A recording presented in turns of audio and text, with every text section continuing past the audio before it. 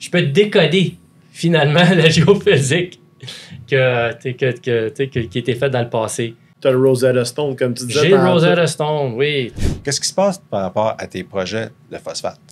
Ah, bonne question. Tu es quoi, le deuxième plus grand propriétaire de... troisième ou premier? Peut-être même le premier.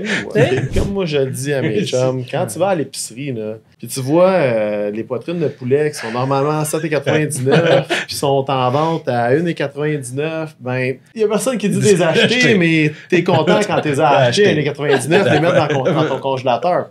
Un compte de trading, c'est la même affaire. Salut tout le monde, bienvenue à un épisode de Up to Speed. Ici, on est aujourd'hui avec Patrick Levasseur de la compagnie Chandor de la Beauce, Beauce Goldfield BGF sur le TSXV. Patrick, tu es dans l'or qui est en fusée. On fait des nouveaux hauts historiques. Qu'est-ce qui se passe dans ton marché? Parce que l'économie est frileuse dernièrement. Oui, écoute, regarde, c'est tous des indices. C'est vrai que, tu sais, oui, l'or a monté, mais les titres d'or n'ont pas bougé encore. Mais si on regarde historiquement, puis ça, c'est le même pendant, je veux dire, on peut mieux reculer 120 ans dans les études de marché, c'est fait la même chose. C'est que soit l'or commence à bouger, ou encore une récession arrive, les titres miniers majeurs, les grandes sociétés, les autres commencent à monter, et ça a commencé. Oui, c'est vrai. Si on regarde, si jamais... sur le temps, puis vous allez mettre sur l'écran entre editing, mais vous allez voir, c'est que les grandes compagnies d'or, ils ont fait un breakout. Ça fait 14 ans qu'ils sont à descendre, avec certaines montées qu'on a vues dans le COVID, mais la grande tendance depuis plus de 14 ans, c'est à la baisse. Bon, c'est la première fois sur qu'est-ce qu'on appelle un monthly, qu'en effet, ça l'a brisé. Très discrètement, ça l'a brisé. En effet, ça a fait un breakout de sa descendance de 14 ans. Ça, c'est très indicatif. Et souvent, normalement, qu'est-ce qui suit par après, qui peut être quelques mois plus tard, c'est les juniors. Puis toi, tu es une junior, je pense. Je suis un junior, oui. Fait que, tu sais, je veux dire, c'est aussi que ça a l'air, le marché a l'air morose, et oublie pas, je veux dire, mais...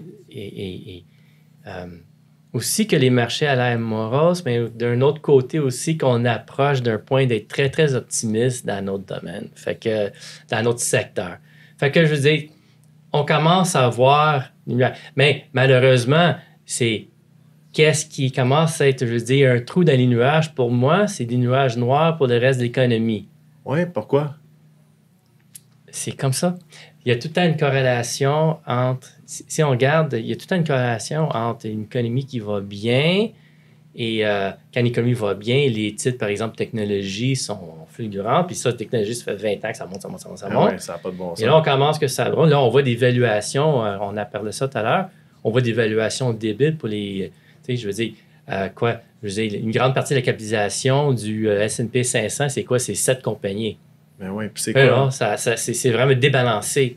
Puis on a vu dernièrement NVIDIA qui, je pense, dépassait, les compagnies dans les compagnies qui avaient le plus gros market cap. Là. Puis on parle d'intelligence artificielle, on parle en bout de ligne, microprocesseurs. On parle d'une compagnie, la capitalisation d'une compagnie qui est à peu près 3 à 5 le GDP. Le GDP de tous les États-Unis, tu sais, je veux dire, c'est démesuré. Ça ne veut pas dire que c'est une mauvaise compagnie, il y a des bons produits. Souvent, c'est ça, c'est des bons produits, une bonne compagnie, mais peut-être l'action a été un peu... Mais c'est une autre chose, c'est une corrélation aussi vraiment inverse. Quand le Nasdaq performe bien, mais les titres des ressources traînent la patte. Mais quand les titres technologie baissent, quand le Nasdaq va baisser, mais normalement, les commodities, les ressources, commencent à monter. Puis qu'est-ce qui est meilleur pour refléter les ressources? Mais c'est la bourse, le TSX croissance, qui est sur le venture, qui est sous-pondéré de titre des ressources. Ça n'a pas de bon sens. Fait que c'est tout le temps comme ça. Et ça, là, je veux dire, on peut voir des charts, on peut reculer 20 ans, 27, même 40 ans. Et c'est tout le temps le même pattern qui arrive. T'sais? Et moi, c'est ce que on a vu un peu comme les marchés qui ont été ébranlés lundi passé. Oui. Mais ça, je pense, c'est juste une indication à venir. Je veux dire, la perturbation qu'on a vue. c'est le temps. Il y a beaucoup d'indicateurs avancés qui démontrent que, je veux dire, l'économie commence à prendre. Ben, d'un autre côté, quand ça arrive, mais c'est bon pour les commodities, ce qui est bon pour les titres, les juniors d'or. Fait que, on verra. Hein? Mais à date, l'histoire semble assez répétée, l'histoire des marchés financiers. On ne sait jamais si ça va être pareil, mais à date, ça se ressemble pas mal. Hein? Puis on l'attend, là. Tu l'attends, le lag qui se passe. Je veux dire, une personne... Je veux dire, on voit les nuages, puis on voit le vent qui s'en vient, mais tout le monde... Qu'est-ce que personne ne peut faire, c'est le timing. Hein? Ouais. Si je serais le timing de ça...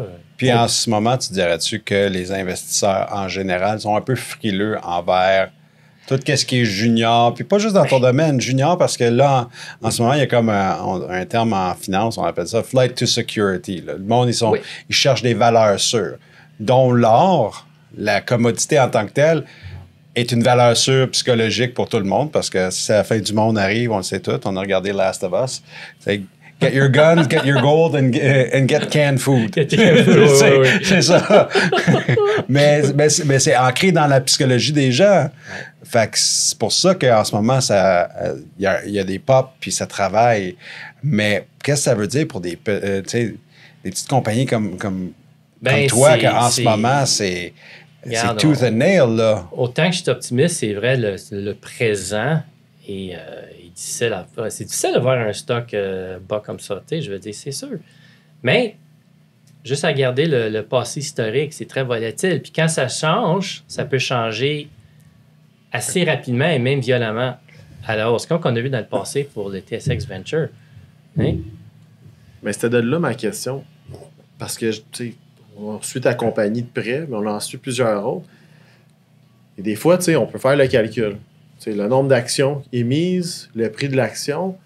Puis, tu sais, on a juste à reculer en arrière. Là. On sait combien vous payez pour vos projets, vos propriétés. On a toute une idée, puis surtout l'argent que vous investissez là-dedans. Puis quand tu vois une compagnie qui trade, qui transige sous la valeur de ses actifs, tu sais, moi, c'est un peu là que je me dis, oh, c'est peut-être un bon temps d'investir parce qu'on est en train de essentiellement dire à quelqu'un qui achète une maison, ben écoute, ton terrain vaut rien, ou il vaut peut-être juste la maison qu'il y a dessus, puis encore là, quasiment pas, mais c'est parce que le terrain, il y a de la valeur.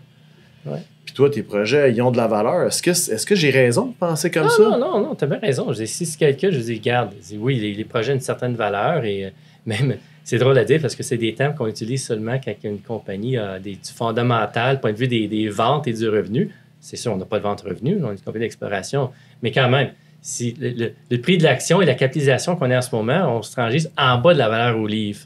Ça a juste donné une idée comment que c'est vraiment, tu sais, je veux dire, c'est des valuations qui sont vraiment, vraiment bas, historiquement.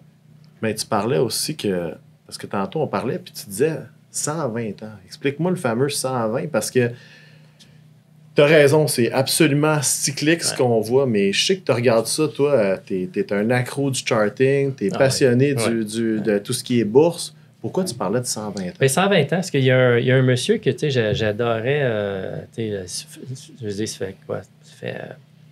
Ça fait comme 25 ans que je suis ses écrits, tout ça. C'est un monsieur très, très, très âgé à cette heure, mais c'est un financial historian. Puis qu'est-ce qui est drôle, c'est que, je veux dire, qu'est-ce qu'il a remarqué, c'est que lui, des fois, il disait des choses, puis même, il disait, ben non, impossible. Il faisait des prédictions, c'est comme, ben non, Colin, il avait-tu raison? Oui. Je vais dire son nom, c'est Bob Hoy. Bob Hoy. Bob Hoy. Oui, Bob Hoy. Avant, il y avait un newsletter. Là. Avant YouTube, les blogs, c'était des newsletters. Fait que, tu sais, j'étais abonné à son newsletter. Mais Bob Hoy, lui, il étudiait ça, tu sais. Puis c'est pas nécessairement une grosse hausse du prix d'or qu'il faut. C'est juste une question qu'à certains points, des compagnies minières d'or sont tellement sous-évaluées trop longtemps que les coûts de production, ils baissent. Ils commencent, ça fait tellement longtemps qu'il y a un peu une nouvelle mine ou qu'il y a un peu des productions que tout d'un coup, il y a un shortage. Et c'est là qu'on commence à voir la vraie valeur. C'est quand tout d'un coup que le marché commence à reconnaître que les grands titres miniers commencent à être sous-évalués et qui commencent à être reconnus, parce que là, c'est juste, je veux dire, les Microsoft, Apple puis Nvidia, personne ne regarde les miniers, mais quand même, ils sont là. Ils existent, puis on a besoin du métal, on a besoin de l'or, on a besoin de produits. Mais après un certain temps, quand ça fait longtemps que tu n'as jamais des capitaux qui sont rentrés dans ce secteur-là, mais elle commence à être déficiente. Et là, on vient de base, puis là, le prix commence à monter. Les prix des métaux, les ressources naturelles, on commence à voir ça aussi. Les prix du matériel brut commencent à monter, mais il n'y a jamais d'investissement qui a été fait. Fait que là, d'un coup, il y a un rattrapage qui est fait. Puis tout d'un coup, les titres miniers sont reconnus comme des titres vraiment à valeur à acheter. Parce qu'à commence avec... Et c'est tout un comme ça. Sur 120 ans, là, lui, écoutez, je dis là, à cette heure, on a des belles indices, mais il allait même plus loin que ça avec Homestake Mining, qui est rendu, je pense, aujourd'hui, c'est les descendants de Goldcorp. Ça peut qu'on me trompe, mais il me semble que c'est ça. Homestake Mining, qui était une compagnie cotée à la bourse, là, c'est comme le blue chip là, des compagnies minières là, dans le temps. C'était Homestake Mining, qui est devenu, je pense... Homestake était acheté par... je pense que c'était Barrick Gold. Ça se peut, oui. Faut qu'on check ça. Un des gros. Là, fait que on va checker. C'est une certaine historique. On va vous le mettre dans la vidéo. Oui. Mais en tout cas, fait que tu as un historique quand même. Fait que, et la bourse, mais la bourse, le DAR, mais ça aussi, le DAR, ça fait 100 ans qu'elle existe. T'sais, le S&P 500 un peu moins longtemps, mais quand même, ça fait, je veux dire, ça fait quoi, 60 ans, S&P 500? Fait que tu as des corrélations que tu peux faire, incluant le Nasdaq, tout ça versus les titres miniers en or. Et souvent, c'est ça. Fait que quand il y a un marché ou une récession, mais des fois, c'est drôle à dire, mais tu sais, quand tu as un pic d'une activité économique à la hausse, mais souvent, qu'est-ce qui reste négligé, des fois, c'est le prix des commodités. Hein? Puis là, il y a un rattrapage. Puis quand le cycle recommence, mais au début, ça commence à être commodités, les compagnies minières. Puis après ça, mais regarde, ça, l'économie reprend. C'est comme ça. Hein? Mais à date, on dirait que tout se répète. Hein? Il n'y a jamais garanti. Il faut tout le temps dire l'histoire, on ne sait jamais, ça va se répéter, mais des fois, ça arrive ou pas mal près. Puis les choses qu'on voit dans le passé, mais on commence à le voir aujourd'hui. Puis aussi, il y a des nuances là-dedans, c'est que oui, les titres d'or, mais comme tu as fait mention, si on regarde le TSXV, puis même le Canadian Stock Exchange, il y en a des titres. Et ça va pas. Le futur n'est certainement pas certain pour beaucoup de ces titres-là, parce qu'il y en a en ce moment qui sont comme plus dans le mouvement de... Là, ils voient la tempête, là, puis ils ont décidé de fermer toutes les portes, puis fermer les fenêtres, puis se cacher en dessous de leur lit, là, puis attendre que ça va passer. Chose que ta compagnie, vous n'avez pas faite. Vous avez continué à faire du travail. Ouais. Vous avez fait des travaux en géophysique, des analyses en cartographie, vous avez travaillé l'indice Grodin, parce que c'est bien beau souhaiter le meilleur, mais il faut quand même préparer. Oui. Puis j'aimerais ça que tu me parles un petit peu, comme dans les derniers 3 mois, les choses que vous avez faites. Il y a bien des choses qui sont passées. Là. Ben oui. Ben, pas mal de choses. Je veux dire, regarde, il faut continuer à faire le temps, le plus de travaux possible, même avec les budgets restreints qu'on avait. Et c'est bien simple. Pourquoi Patrick, tu n'as pas ramassé plus d'argent? Ben, c'est bien simple. C'est une question. C'est 2 choses. C'est une question, c'est qu'est-ce qui limite les financements, la grosseur? C'est pas qu'on a des problèmes de faire un financement, mais qu'est-ce qui nous limite les financements? C'est la capitalisation de la compagnie. Ah, ben oui, le fameux calcul. Ben oui, je veux dire, si tu vaux 3 millions, ben, 300 000, tu lèves 300 000, mais voilà, tu as dilué 10 %. Et mes actionnaires, moi inclus aussi, je suis un actionnaire de la société, mais il faut lever de l'argent, il faut payer le loyer, mais il faut aussi continuer les travaux. Fait que c'est ce qu'on a fait. Mais il faut tout le temps faire ça à l'intérieur d'une dilution, qu'on pourrait dire, dilution d'actions raisonnable. Hein? C'est ça. Mais quand même, je veux dire, ça nous continue à faire des bons travaux. Puis, je veux dire, à date, on continue l'avancement de la connaissance, surtout notre découverte, en effet, les affleurements, la structure Grodin, comme qu'on appelle. Ben oui. Qui est, je pense que ça ne voulait pas parler des dernières nouvelles qu'on avait annoncées là, il y a quelques semaines. Ben oui. C'est quoi juste le monde de ça? Parce que des fois, ça a l'air un peu scientifique, là, mais c'est bien simple. C'est que, comme peut-être une récapitalisation de Beauce Goldfield, c'est que où est-ce qu'on travaille? On travaille en Beauce. En Beauce, comme beaucoup de monde ne sait pas, c'est là qu'il y a le premier ruée vers l'or au Canada. Et c'était quoi l'or qui était miné? C'était du placer. De l'or placer. Quand on pense une pépite d'or ou des grains d'or, c'est ça du placer. C'est-à-dire, c'est pas de l'or qui vient de la roche-mère. Dame Nature a déjà arraché cet or-là. Elle a fait un transport par soit l'érosion ou des mouvements glaciers, puis elle a redéposé cet or-là dans les fonds des vallées, qui des fois qu'on retrouve dans les cours d'eau. Au début, c'est le même. Les couvertes commencent par de l'or qui vont dans les rivières.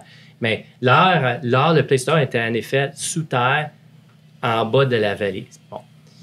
Ça, c'était miné, on sait bien. Puis il y a même une ressource historique qui est encore sa propriété, qui est quand même reconnue.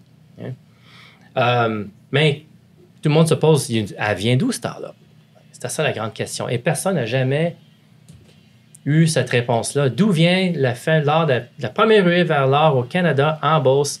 Ces grains d'or, ces pépites d'or parmi les grosses pépites, parmi les plus grosses trouvées au Canada, des 50 onces et plus, les grosses pépites, sa provenance inconnue.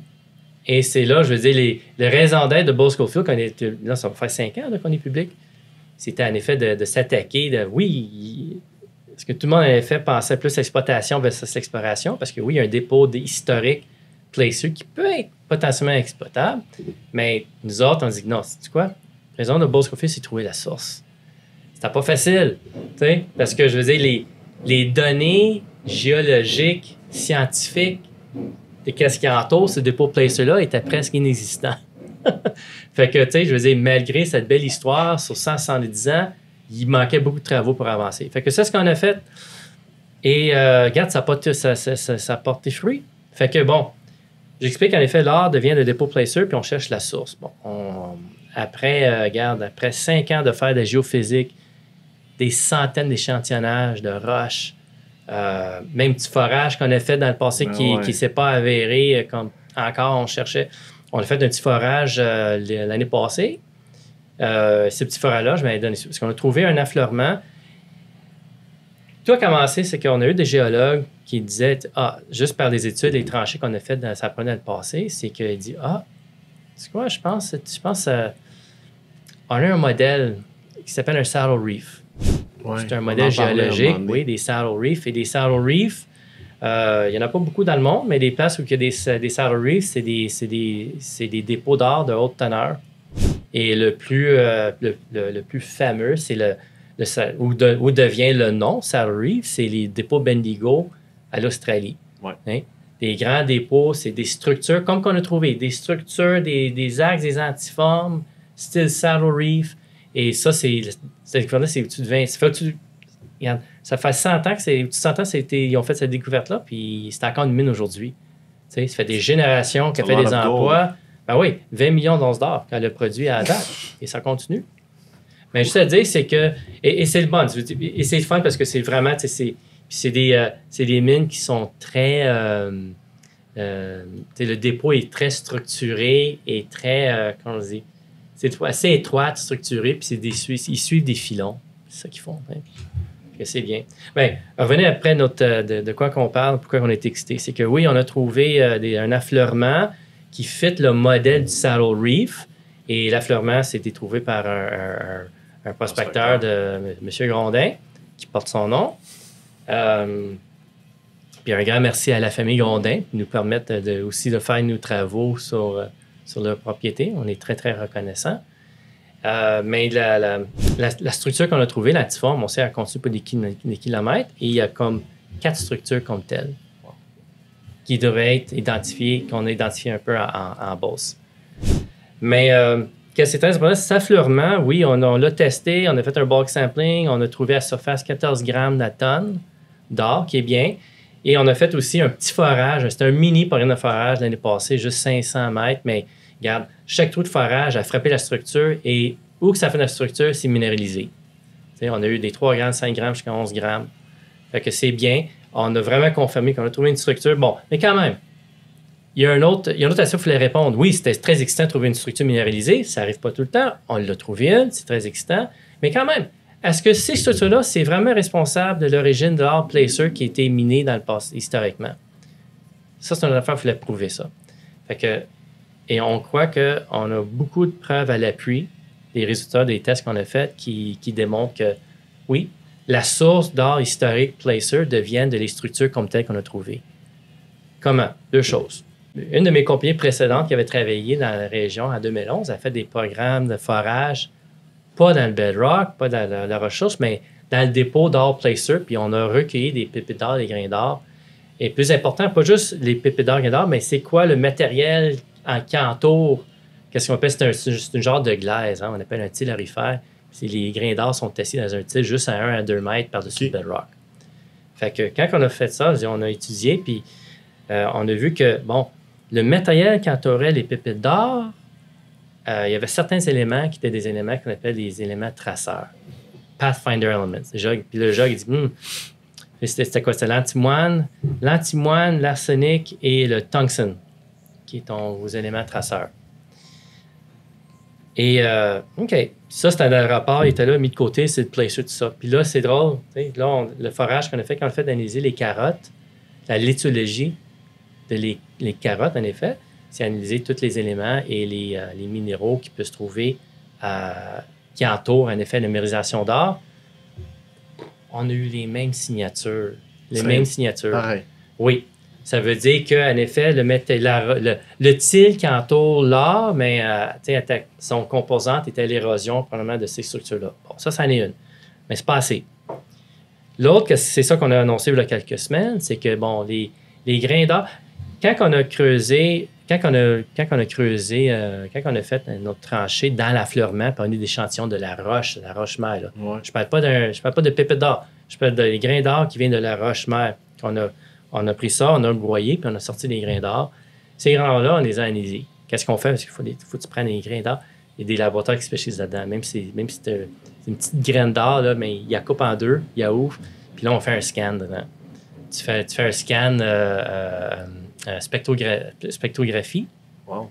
Un SEM, qu'on met, tu sais, pour voir c'est quoi les éléments qui seraient peut-être mélangés avec l'or.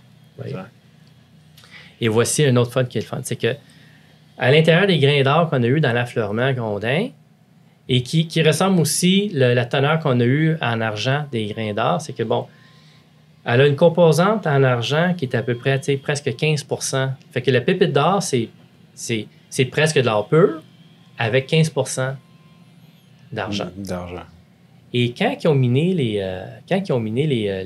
pépites d'or, grains d'or, les dernières opérations minières qu'il y a eu à Saint-Simon-les-Mines, en Beauce, c'est en 1960.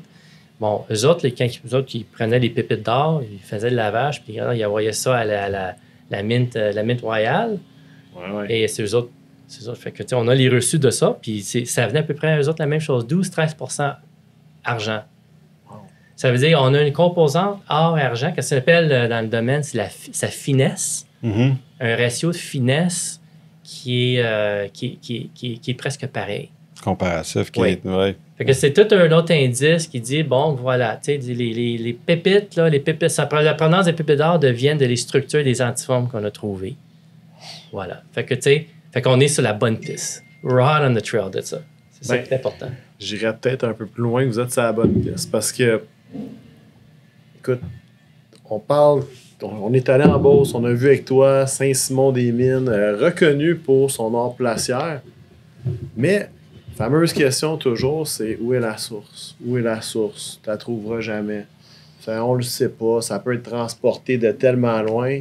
Ouais. Tu as trouvé potentiellement la source. Des fois, après certains, l'idée vient, c'est ils n'ont jamais trouvé de source, il n'y en a pas de source. Mais la réalité, c'est que personne n'a vraiment regardé.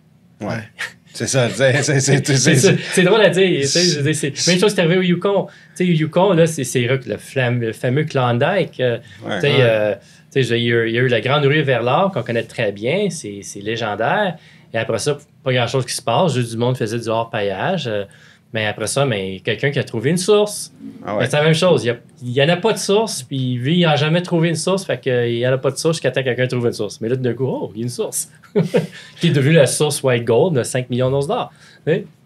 Puis en ce moment, tu sais, quand tu as des nouvelles comme ça, tu sais, c'est parler avec des investisseurs, parce que je sais que tu as fait un financement. Ça a été difficile à cause des marchés à le remplir, tout ça. Mais quand tu as des nouvelles comme ça, c'est pas juste dire à tes investisseurs ouais, j'ai besoin de l'argent parce que je planifie à faire des travaux, puis c'est flou. Là, toi, tu as dit, non, j'ai besoin d'élever plus d'argent parce que... c'est encore plus concret. C'est ça, tu es toujours en train de prouver de plus en plus, tu arrives avec quelque chose, de dire, bon, mais là, écoutez, là, on voici l'évidence, voici les circonstances, voici... Yeah. Et c'est ça qui fait que une compagnie comme BGF, ça a une grande chance d'un potentiel de continuer dans le temps parce que tu n'es pas juste assis chez toi en train de regarder la carte puis t'imaginer des forages. Non, mais que c'est très important, puis c'est ça, c'est excitant, puis c'est drôle à dire. Je veux dire, on a des beaux développements. Après 5 ans de travail, on a des beaux développements, mais on a des beaux développements et on a des belles découvertes qu'on fait à 3 cents. Ben ouais. Versus comme même qu'on avait été au Sequoia-Notro, j'ai 30 quelques cents. Ben ouais. Alors, mais en effet, c'est ça. Ça, c'est la bourse. Fait que c'est ça. J'ai ces 2 entités séparées. Tu as l'action qui est des fois pas logique. Mais entre-temps, il faut que tu mets ça de côté, puis il faut que tu continues sur le produit. Le produit, c'est quoi? Mais nous autres, le produit, c'est trouver la source.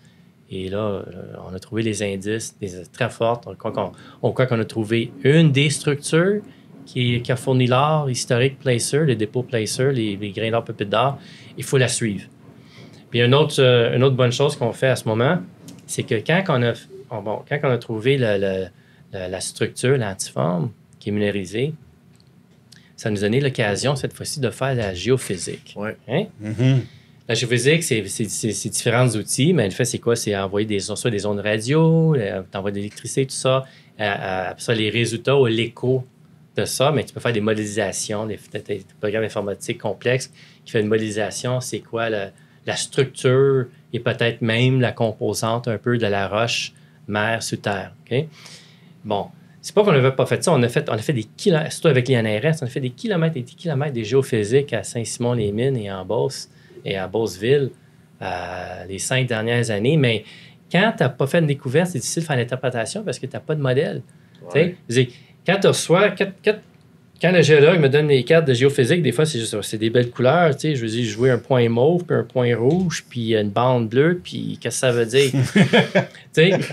Mais c'est ça. Puis la réalité, c'est que des fois, tu peux deviner que ça peut être bon, ça peut être juste du bruit, tout ça, mais tant que tu n'as pas fait un forage, tant que tu n'as pas un échantillon de la roche, là, on a fait du forage, on a frappé une structure, et ça, c'est excitant. Parce que là, tu peux faire ta géophysique par-dessus, et là, tu peux faire ton interprétation de ta géophysique.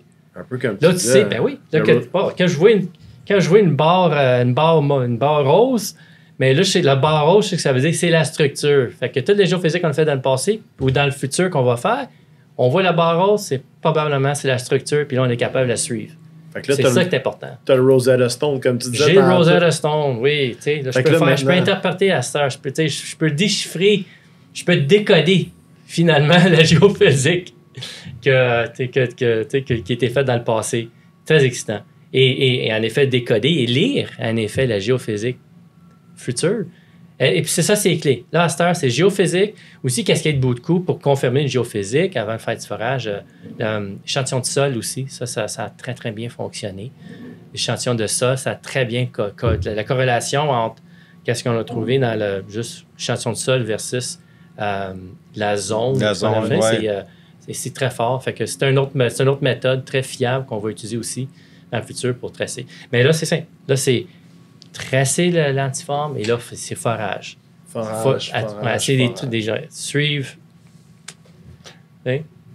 Puis, juste avant de clore, là, on a parlé de Grondin, on a parlé de... Il y a plusieurs projets, mais là, on peut juste passer quelques minutes, ou peut-être juste une, parce que ça dépend comment longtemps on a à me dire. Qu'est-ce qui se passe par rapport à tes projets de phosphate? Ah, bonne question. Bonne question. Je veux dire, c'est ça, je veux dire, les conditions de marché... Faut pas oublier, tu es quoi, le 2e plus grand propriétaire de...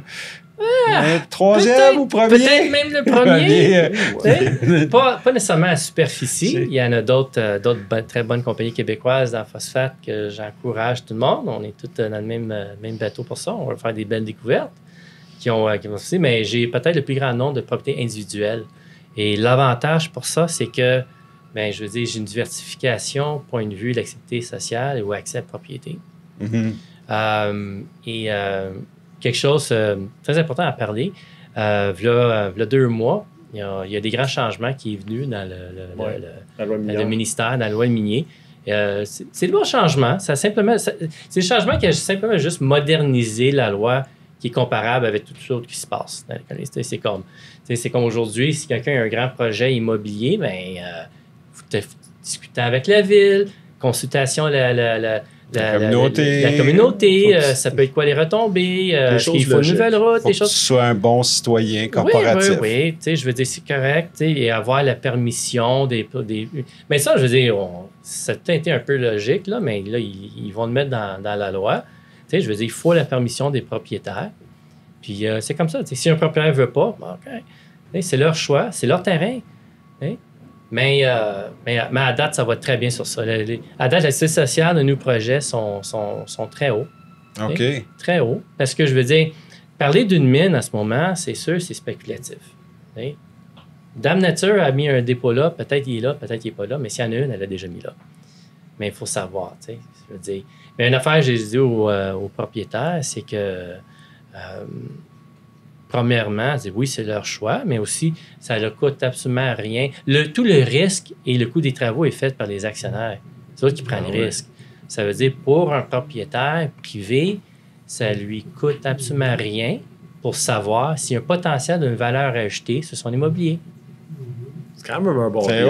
Oui, non, je veux dire, et c'est quoi l'exploration? Ça peut être aussi simple qu'on prend une roche, on met dans le sac, ça va au labo.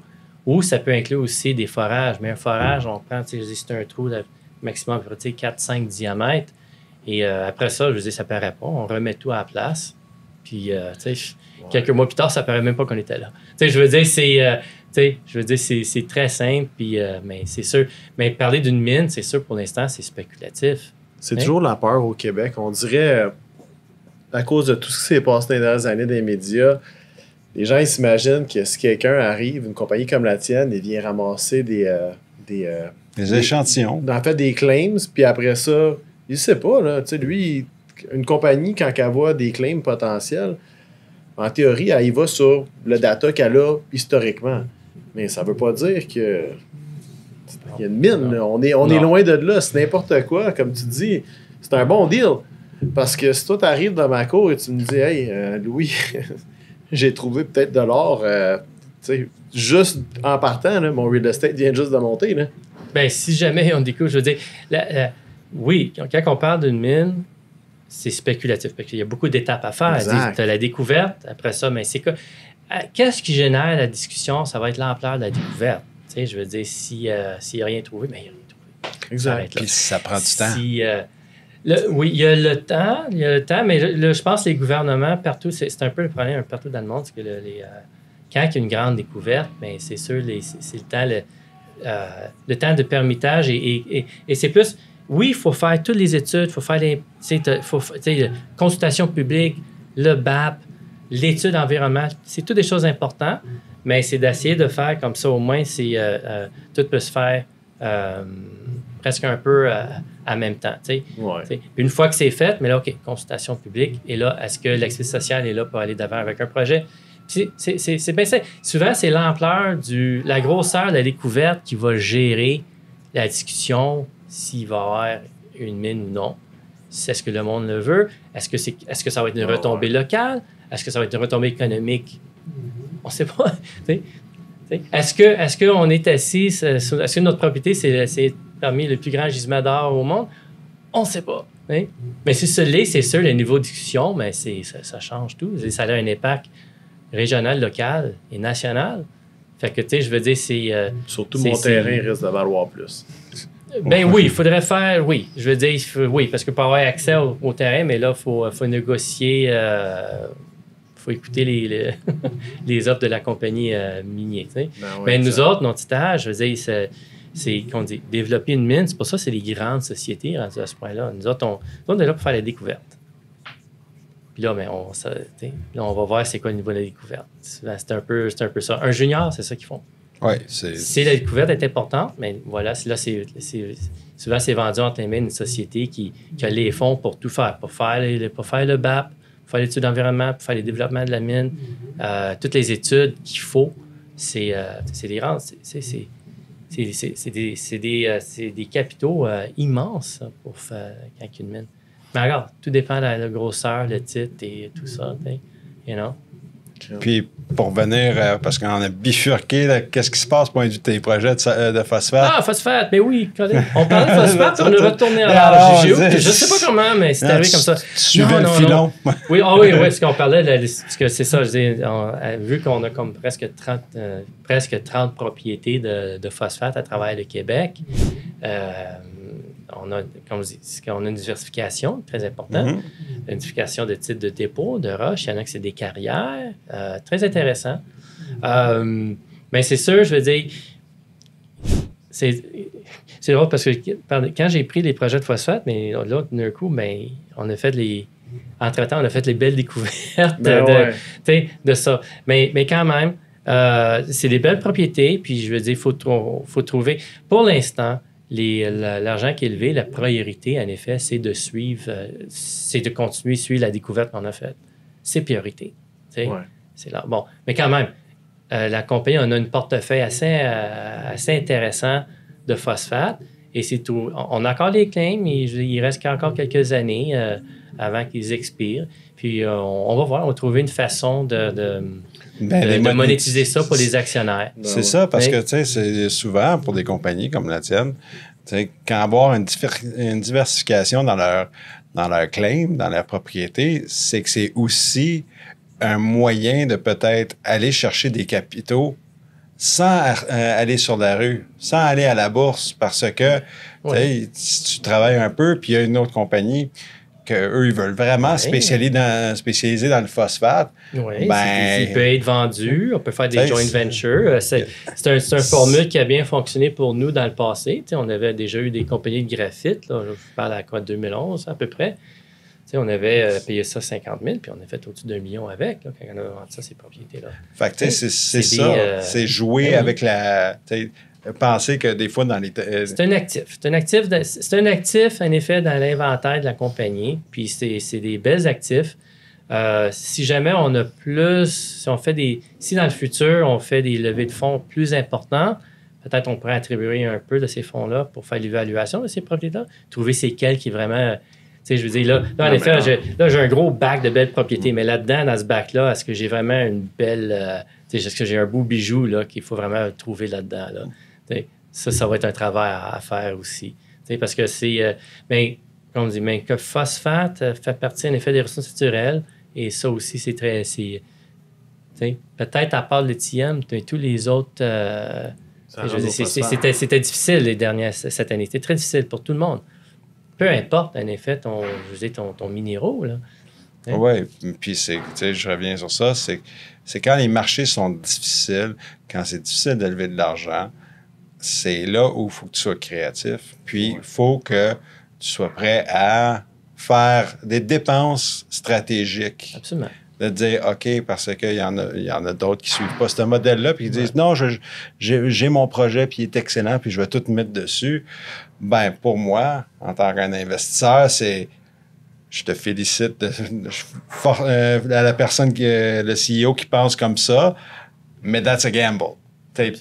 À cause de la condition des marchés. Tandis que quand je vois un CEO comme toi qui fait de la diversification, qui dit, ouais, mais tu sais, peut-être down the road, ça va peut-être nous aider à faire d'autres affaires et penser pas juste unidirectionnel. Oui, parce que quand j'ai donné un exemple, ça nous a bien servi. Quand on dit ceux qui nous connaissent, on avait commencé, c'était Uranium Bay qui est devenu Uragold. On était une compagnie d'or. Et en effet, Chandler en Bourse, Paul Schofield, c'est les propriétés, c'est le spin-out, en effet, de HPQ Silicon qui était Uragold. Bon.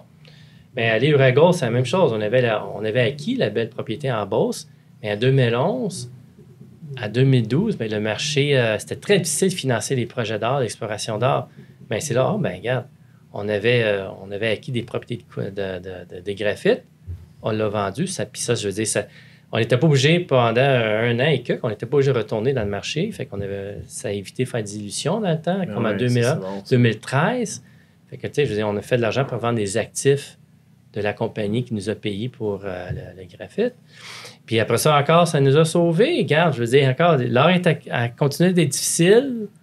Mais sur nos propriétés, on avait une propriété qui est une propriété d'or, mais c'était une ancienne mine de quartz.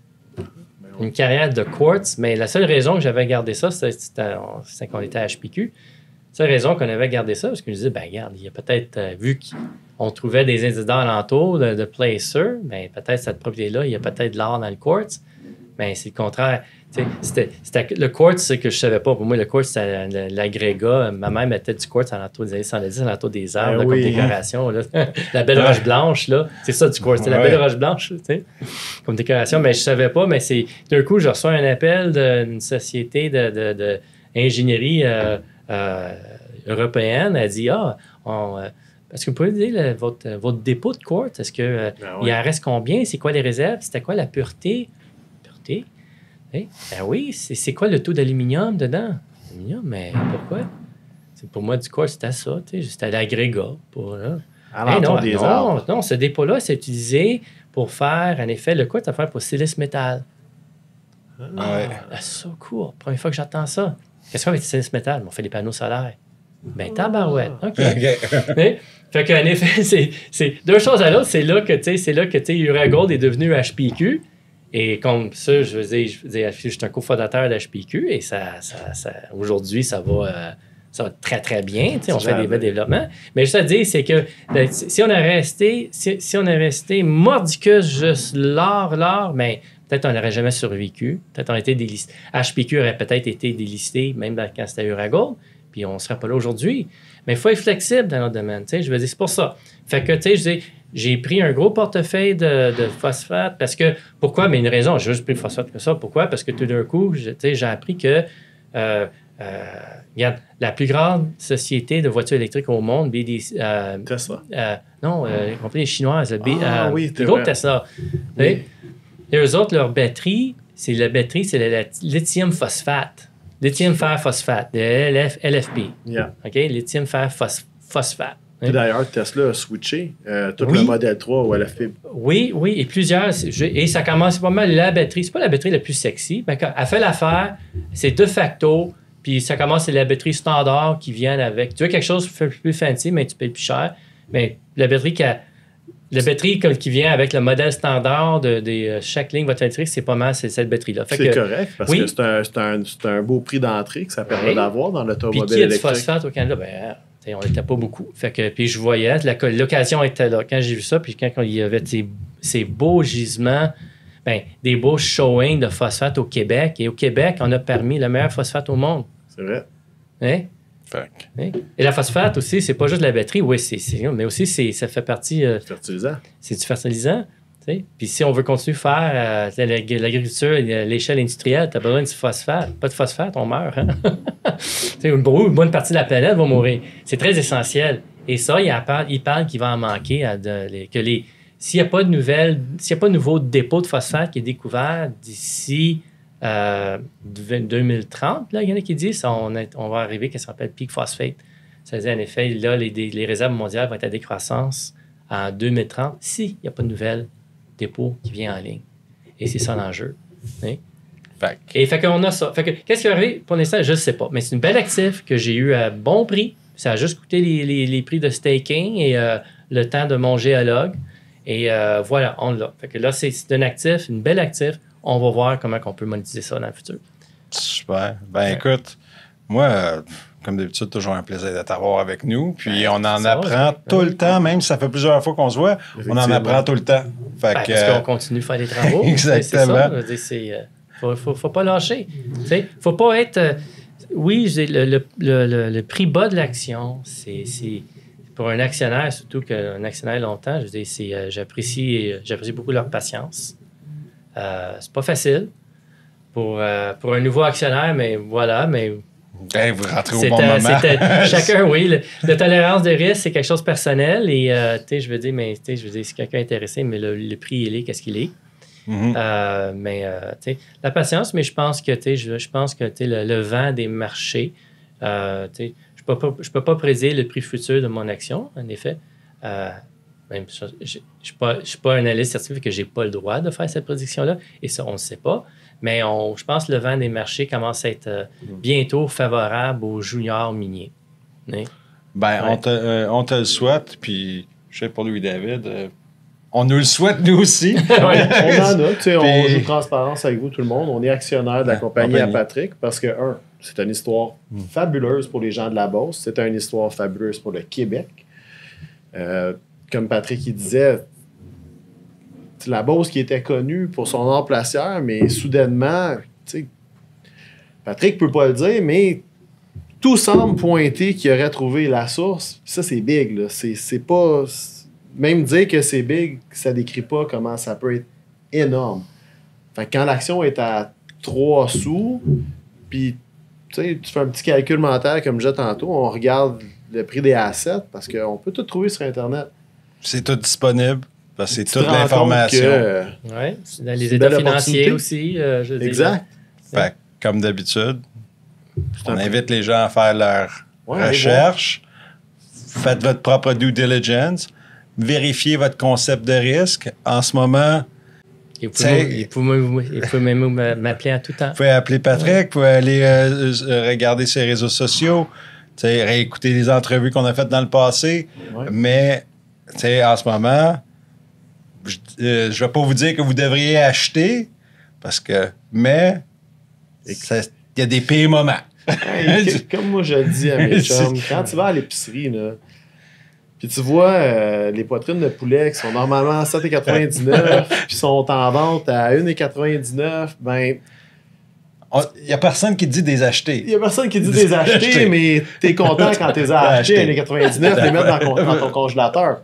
Un compte de trading, c'est la même affaire. Quand tu vois quelque chose qui n'est pas cher, tu l'achètes, tu es patient, puis à un moment donné, ben, tu te retrouves avec des poitrines de poulet que tu aurais payé 7,99, ben ils valent 7,99 cette journée-là, mais toi, tu les as payés 1,99. So you win out. Fait que sur ça, merci Patrick. Merci, Maurice. C'était un plaisir. Puis, tout le temps un plaisir ici. Ouais. Guys, n'oubliez pas, sur le TSXV, le ticker a fait les petites lettres pour l'action, BGF. Merci. Merci.